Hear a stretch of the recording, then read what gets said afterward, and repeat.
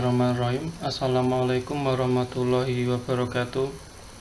Pada kesempatan kali ini kita akan belajar di kelas 8 bab 1, yaitu materi iman kepada kitab-kitab Allah, mencintai Al-Quran. Adapun submateri yang akan kita bahas adalah pengertian suhuf, cara beriman kepada kitab Allah, menampilkan sikap mencintai Al-Quran sebagai kitab Allah. Itulah pembahasan pada pagi hari ini, yaitu ada 3 pembahasan. Nah, sekarang kita akan membahas tentang kandungan kitab-kitab Allah, yaitu tentang suhuf. Suhuf artinya kumpulan wahyu Allah yang dalam bentuk lembaran-lembaran terpisah. Suhuf diberikan kepada Nabi dan Rasul yang berisi hukum dasar sebagai pedoman menyiarkan agama kepada umatnya. Nah, jadi suhuf itu adalah isi dari suhuf itu, yaitu berisikan tentang hukum dan dasar sebagai pedoman, yaitu pedoman kepada umatnya Nabi yang diturunkan suhufnya tersebut. Suhuf itu diturunkan oleh Allah seperti kepada Nabi Ibrahim dan Nabi Musa, yaitu yang terdapat di surat Al-A'la ayat ke-18 dan 19.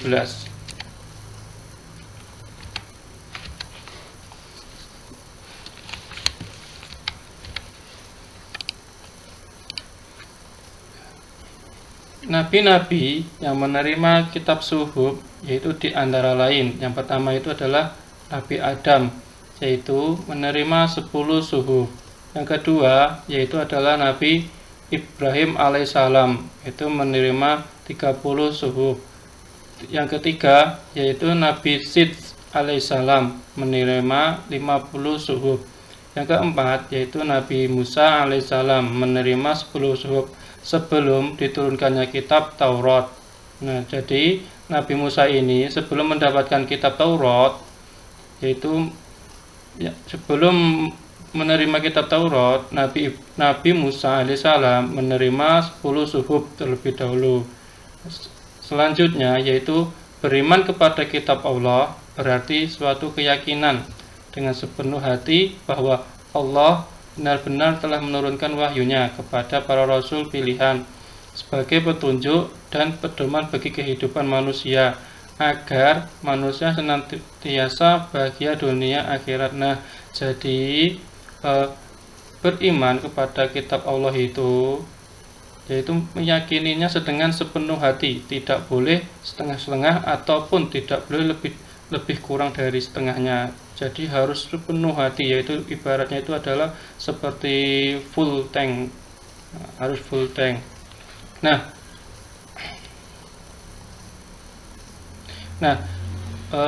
kitab itu juga diturunkan pada rasul pilihan. Nah, kemarin sudah kita bahas rasul siapa saja yang mendapatkan kitab-kitabnya, yaitu ada Nabi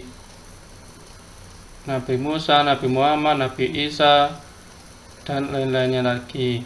Sedangkan kitab Allah itu untuk umatnya, yaitu sebagai petunjuk atau pedoman bagi kehidupan manusia, agar kenapa?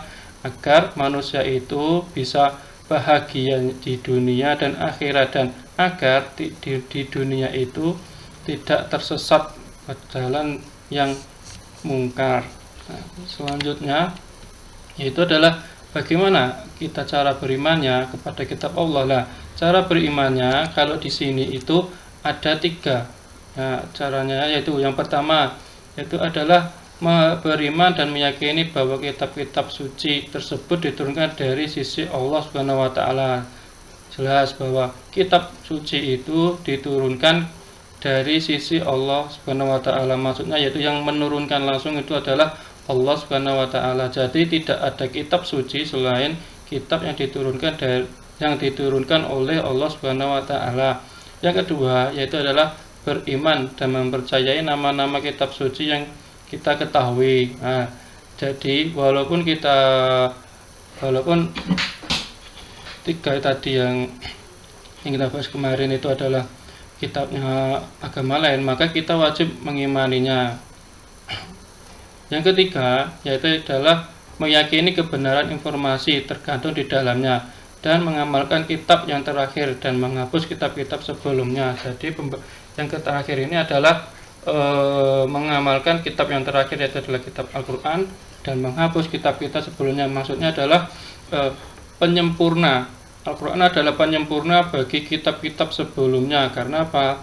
Karena kitab-kitab sebelumnya itu hanya ada yang membahas tentang tauhid, ada yang membahas tentang hukum, dan hanya membahas tentang syariah saja. Nah, setelahnya yaitu bagaimana sikap beriman kepada kitab Allah. Nah, yang pertama, manusia akan mengakui keterbatasannya sehingga dalam menjalani kehidupannya mereka tidak sombong. Yang kedua, orang mengimani kitab-kitab Allah dapat belajar dari orang-orang yang hidup masa lampau. Yang ketiga, orang-orang yang mengamalkan isi kitab terlihat dari sikap keseharian, yaitu bersikap jujur, amanah, bersyukur, tanggung jawab, disiplin, dan sebagainya.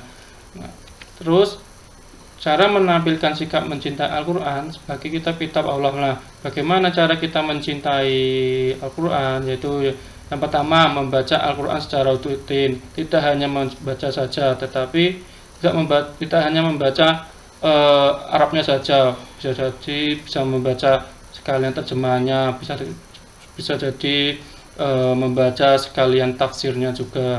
Yang kedua, memahami isi Al-Quran. Nah, tidak hanya membaca, tapi harus dipahami permakna dari isi Al-Quran itu tersebut.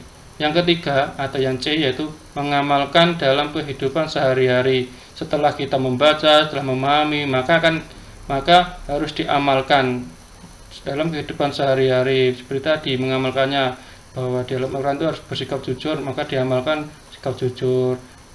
Terus ada juga contoh untuk berbakti kepada orang tua, maka diamalkan di kehidupan sehari-hari, berbakti kepada orang tua. Itulah materi pada pagi hari ini. Nasru minallah wa ma'al qarib. Wassalamualaikum warahmatullahi wabarakatuh.